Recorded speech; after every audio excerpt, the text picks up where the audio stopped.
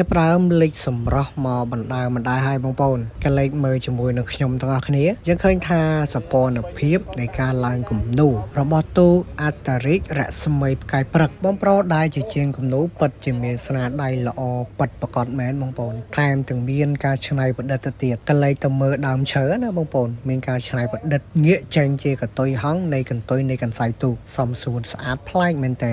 បូករួមជាមួយនឹងដែនដីទេសភាពនៅក្នុងប្រជាជាតិកម្ពុជាក៏លេខឃើញជាមួយនឹងប្រាសាទបុរាណខ្មែរពិតជាត្រជាក់ភ្នែកមែនតើហើយបើយើងក៏លេខមកមើលពាក់កណ្ដាលនៃក្បាលនេះវិញយើងឃើញថាទង់ជាតិបក់ល្វិចនៅប្រាសាទព្រះវិហារ